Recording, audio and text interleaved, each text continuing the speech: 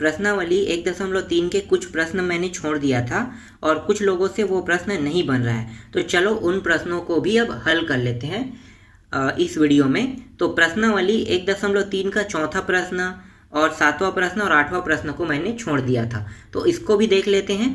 तो चौथा प्रश्न कैसे हल होगा, तो देखो यहाँ पे चौथा प्रश्न दिया हुआ है। क्या दिया हुआ है? 55 गुणित 55 यहाँ पे दिया हुआ है। तो 55 गुणित 55 करेंगे तो इसे हमें ऊर्ध्व तिर्याभ्याम विधि से हल करना है। तो चलो देखते हैं ऊर्ध्व तिर्याभ्याम विधि क्या होता है।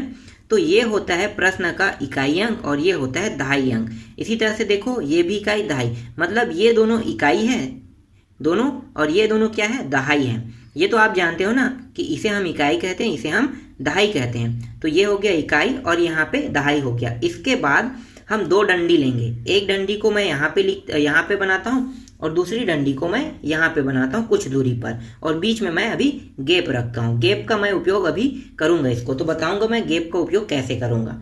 तो यहाँ पे एक डंडी जो है ये दहाई को संबोधित कर रहा है और ये वाला जो डंडी है वो इकाई को संबोधित कर रहा है।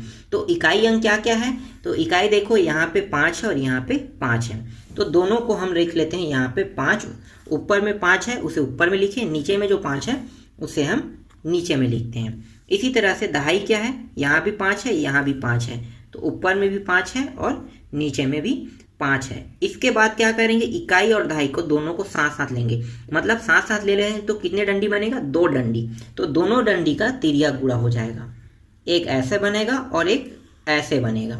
समझ में आ रहा है? 2 डंडी ले रहे हैं इकाई और दहाई, तो दोनों को साथ ले रहे हैं तो 2 डंडी बनेगा। दोनों डंडी का तिर्या गुणा कर दिए। और ये प्रश्न क्या है? ऊर्ध्व तिर्याभ्याम। ऊर्ध्व तिर्याभ्याम मतलब होता है तिर्या गुणा करना। समझ में आ रहा है? ये प्रश्न क्या है? ऊर्ध्व तिर्याभ्याम मतलब तिर्या गुणा करना। तो यहाँ पे हमने क्या कर दिया? इकाई और दहाई दोनों का तिर्या गुणा कर दिए। अब ऊपर से इकाई अंक क्या है? ये वाला इकाई रहेगा और ये वाला दहाई। इसी तरह से ये इकाई रहेगा और ये दहाई रहेगा। तो इकाई का गुणा, देखो ये इकाई है, इकाई का गुणा दहाई के साथ होता है और जो दहाई है उसका गुणा इकाई के साथ होगा। तो यहाँ पे लिखो इकाई अंक 5 है और दहाई अंक यहाँ पे ऊपर में 5 है। तो इकाई का गुणा दहाई के साथ होगा, तो दहाई अंक क्या है? यहाँ पे 5 है, और दहाई का गुणा इकाई के साथ होगा जिसका अंक क्या है? 5 है। यहाँ तक आपको समझ में आया? मैं इससे और आसान विधि से नहीं समझा सकता। तो चलो आगे हल करते हैं। और इससे मैं आसान विधि से हल नहीं कर सकता। आपको मैं जितना समझा सकता हूँ मैं समझा रहा हूँ। तो अब यहाँ पे मैं क्या करूँगा? एक रेखा खींच लेता हूँ और इकाई का गुणा यहाँ पे इकाई से करते हैं। तो इकाई का गुणा इकाई से करेंगे, कितना होगा ये? 5 गुणित 5 25 होगा। तो क्या हम पूरा 25 को लिखेंगे? नहीं, सिर्फ हमें इकाई अंक को लिखना है यहाँ पे। तो 5 पंचे 25, 25 का 5 हासिल कितना आ रहा है? 2। इसके साथ 2 एक्स्ट्रा है ना, तो 2 को हम यहाँ पे इसके साथ प्लस कर देंगे। किसके साथ? इन दोनों को हल करने के बाद प्लस करेंगे। तो यहाँ पे इसको भी हल कर लेते हैं। तो इसका गुणा इसके साथ, क्योंकि ये एक ही लकीर में है, एक ही लकीर में है, मतलब इसका गुणा इसके साथ होगा। तो 5 गुणित 5 कितना हो गया? 25 हो गया। पूरा लिखो अभी मैं इसे पूरा लिखना है हमें। तो 5 गुणित 5 25। तो पहले हमने डंडी को यहाँ पे हल कर लिया, तो ये हो गया। यहाँ पे हल करने के बाद प्लस लगाओ। अब दूसरे डंडी को हल कर रहे हैं, तो दूसरा डंडी कितना है? 5 गुणित 5, ये भी 25 है। दूसरा को भी हल कर लिए। अब दोनों को जोड़ेंगे, कितना होगा? जोड़ने पर ये आ रहा है 25 गुणित 25 50 आ रहा है। और जोड़ेंगे कितना? इसके साथ जो शेष यहाँ से हमें जो हासिल प्राप्त हुआ था उसको भी जोड़ देंगे। तो जोड़ेंगे तो ये प्राप्त हो गया 52। तो 52 यहाँ पे प्राप्त हो गया। तो क्या हम यहाँ पे पूरा 52 को रखेंगे? नहीं, सिर्फ हम यहाँ पे 2 को रखेंगे। किसको रखेंगे? 2 को। और 5 कहाँ पे चला जाएगा? 5 यहाँ पे आ जाएगा, यहाँ पे आगे हल होगा। फिर इन दोनों का भी गुणा कर दो। 5 पंचे कितना हो गया? 25 हो गया। और इसके साथ कितना जोड़ना है? जो 5 यहाँ से हमें जो शेष प्राप्त हुआ है इसको इसके साथ जोड़ देना है। तो कितना हो गया? 30 हो गया। तो यहाँ पे हमें पूरा 30 लिखना है कि सिर्फ 0 बस को लिखना है? यहाँ पे हमें पूरा को लिखना है। क्यों? क्योंकि यहाँ पे और आगे हल नहीं है, यही हमारा अंतिम हल है, इसीलिए हमें यहाँ पे पूरा 30 को लिखना है। अब यहाँ से सभी से हम मान ले लेते हैं। यहाँ से क्या प्राप्त हुआ? हमें 5 प्राप्त हुआ। मैं यहाँ पे 5 लिख लेता हूँ। इस वाले से क्या मान प्राप्त हुआ? 2 प्राप्त हुआ, ये रहा 2। और यहाँ से क्या प्राप्त हुआ? 30 प्राप्त हुआ।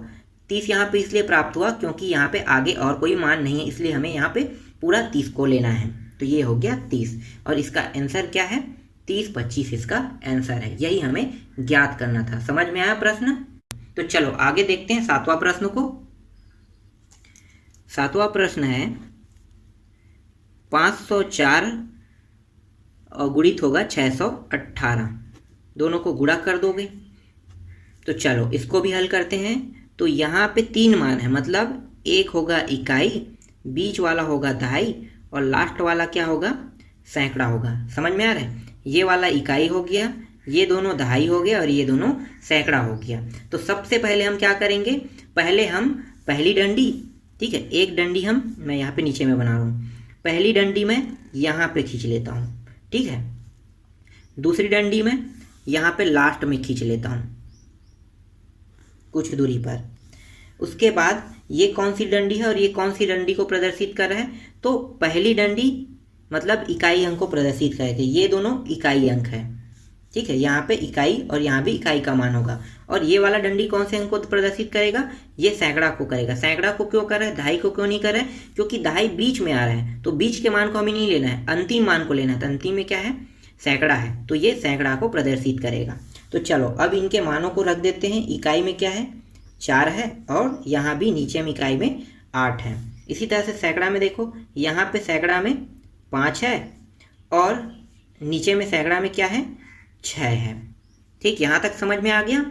इसके बाद यहाँ पे इकाई और दहाई दोनों को इस बार साथ लेंगे, तो यहाँ पे 2 डंडी बनेगा साथ साथ। एक डंडी ऐसे बनेगा, मतलब यहाँ पे 2 डंडी रहेगा, एक डंडी और दूसरा डंडी, दोनों का तिर्यक गुणा हो जाएगा।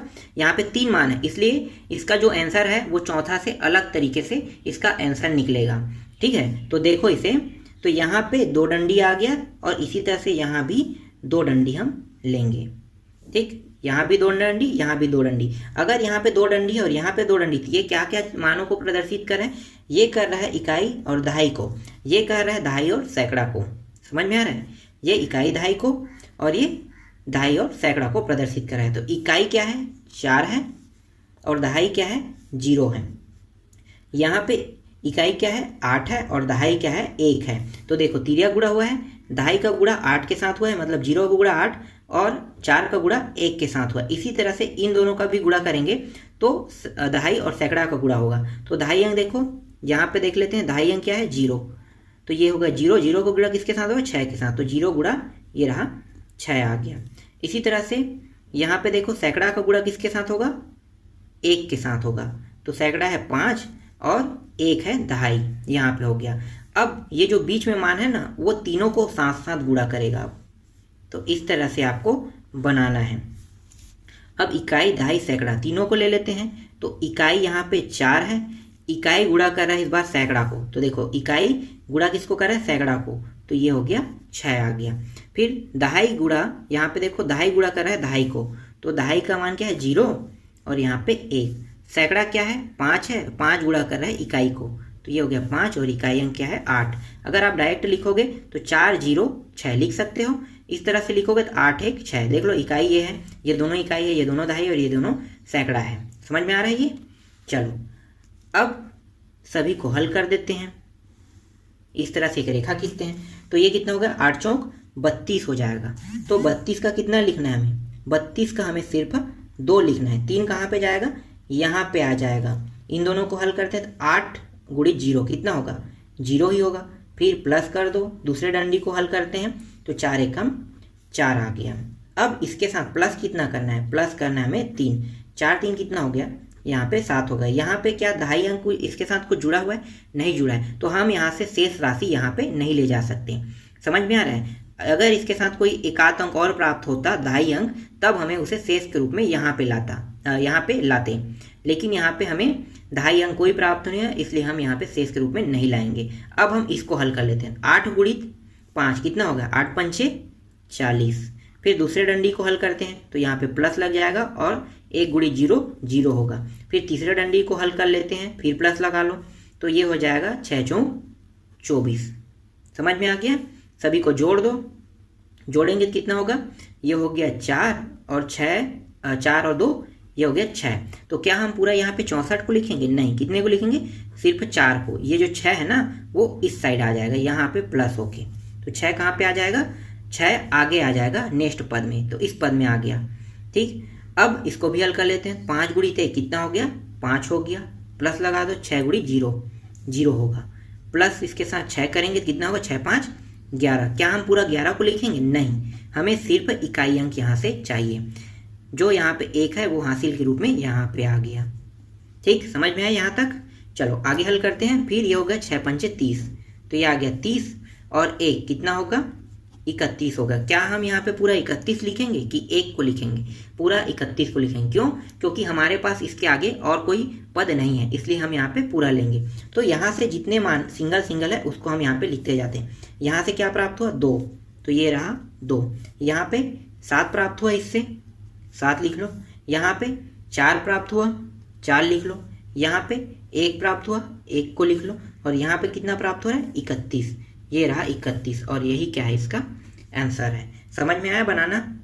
ठीक है, लास्ट प्रश्न है, उसको भी हल कर लेते हैं। और इस प्रश्न का जो उत्तर की जांच है वो आप लोग हल कर लेना। तो अंतिम प्रश्न देख लेते हैं अब। 8वां प्रश्न में मान दिया हुआ है 8 1 2 का गुणा करना है हमें 4 5 3 से। ठीक, तो 8 1 2 का हमें गुणा किससे करना है, 4 5 3 से। तो यहाँ पे 3 मान है, तो एक होगा इकाई, दूसरा होगा दहाई और तीसरा होगा सैकड़ा। इकाई दहाई सैकड़ा, समझ में आ रहा है, इकाई दहाई सैकड़ा। तो सबसे पहले हम क्या करते हैं, सबसे पहले हम यहाँ पे एक डंडी खींचेंगे और यहाँ पे लास्ट में एक डंडी खींचेंगे। ये वाला डंडी इकाई को प्रदर्शित करेगा और ये वाला डंडी सैकड़ा को प्रदर्शित करेगा। ये सेम 7वां प्रश्न की तरह ही हल होगा। तो चलो हल करते हैं। तो इकाई में यहाँ पे मैं क्या रखूँगा, 2 रखूँगा, यहाँ पे 2 है और इसका इकाई क्या है, 3 है। यहाँ पे देखो सैकड़ा में 8 है और नीचे में क्या है, सैकड़ा में 4 है। उसके बाद 2 डंडियों को ले लेते हैं जो एक दूसरे को गुणा करेगा। इसी तरह से यहाँ भी 2 डंडी लेंगे जो एक दूसरे को गुणा कर रहा है। ये डंडी इकाई और दहाई को प्रदर्शित कर रहा है, ये डंडी दहाई और सैकड़ा को प्रदर्शित करेगा। तो यहाँ पे इकाई का मान कितना है, 2 है और दहाई का मान 1 है। यहाँ पे इकाई का मान 3 है और दहाई का मान कितना है, 5 है। इसी तरह से देखो दहाई का मान 1 है और सैकड़ा 8 है। यहाँ पे दहाई 5 है और सैकड़ा 4 है। यहाँ तक समझ में आ गया। अब क्या करेंगे, यहाँ पे 3 डंडी लेंगे क्योंकि ये सैकड़ा तक है, इसलिए यहाँ पे 3 डंडी लेते हैं। तो यहाँ पे अब लिखते हैं इकाई, ये दहाई और ये सैकड़ा। इसी तरह से इसका इकाई 3 है, इसका दहाई 5 है और सैकड़ा कितना है, 4 है। अब इनको हल कर देते हैं इस तरह से एक रेखा खींच के। तो यहाँ पे कितना होगा, 3 दूनी 6। यहाँ पे कोई एक्स्ट्रा मान प्राप्त हुआ है क्या, मतलब मेरे कहने का मतलब ये है कि यहाँ पे दहाई अंक आया क्या, नहीं आए। तो क्या होगा, इसका मान सिर्फ हमें 6 प्राप्त होगा। चलो अब इसको हल कर लेते हैं। 3 गुणी 3 कितना होगा, 3 होगा। फिर प्लस करते हैं, दूसरे डंडी को हल करते हैं। तो 5 दूनी कितना हो गया, 10। दोनों को जोड़ोगे कितना आ रहा है, 13। क्या हमें पूरा 13 को लिख सकते हैं, नहीं ले सकते। कितने को लेंगे, सिर्फ इसके इकाई अंक कितना है, 3। तो 1 जो है वो कहाँ पे आएगा, यहाँ पे आ जाएगा शेष के रूप में। ठीक है, 1 हासिल आ गया आगे में, तो यहाँ पे सिर्फ प्राप्त हुआ 3। चलो अब इसको हल करते हैं। 8 तिया कितना हो गया, 24 प्लस 5 एकम 5 प्लस 8 दूनी 4 दूनी 8 हुआ। सभी को जोड़ लो तो ये हो जाएगा 24 और 8 कितना होता है, 24 8 32, 32 और 5 कितना होगा, 37। तो ये हो गया 37 प्लस यहाँ पे कितना है, प्लस 1 है। दोनों को जोड़ेंगे कितना प्राप्त होगा, 38 प्राप्त होगा। तो क्या हम पूरे 38 मान को लिख सकते हैं, नहीं। क्या लिखेंगे, सिर्फ हमें 8 बस को लेना है। बाकी मान को जो 3 है यहाँ पे, इसे शेष के रूप में यहाँ पे हमें ले आना है। तो शेष के रूप में यहाँ पे 3 को ले आते हैं। ठीक, यहाँ तक समझ में आया। अब इसको हल करते हैं। 8 पंचे कितना हो गया, 40, 4 एकम 4 हो गया। दोनों को जोड़ दो कितना प्राप्त होगा, 44 प्राप्त होगा। और ये 3 को इसके साथ जोड़ देंगे जो शेष हमें प्राप्त हुआ था। तो कितना हो गया, 4 और 3 7 और ये हो गया 4। क्या हम पूरा 47 को ले सकते हैं, नहीं। क्या लेंगे, सिर्फ 7 को। तो 4 कहाँ पे जाएगा, 4 चला जाएगा यहाँ पे, 4 आ गया हासिल के रूप में इस पद में। उसके बाद आगे हल करते हैं। 8 चौक 32, ये हो गया 32। 32 के साथ 4 को प्लस कर दो तो कितना हो जाएगा, 36 हो जाएगा। तो यहाँ पे देखो इसके आगे और कोई पद है क्या? नहीं है। तो क्या करेंगे, यहाँ पे पूरा 36 को लेंगे। तो इसका आंसर क्या प्राप्त होगा? तो लिख लेते हैं, यहाँ से 6 प्राप्त हो गया, यहाँ से 3 प्राप्त हो गया, थोड़ा सा नीचे कर लेते हैं,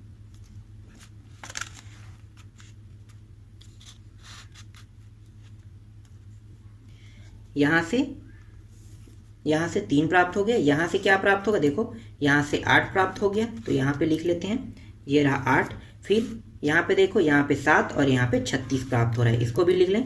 तो यहाँ पे 7 प्राप्त हुआ और यहाँ से 36 प्राप्त हो गया, और यही क्या है, इसका आंसर है।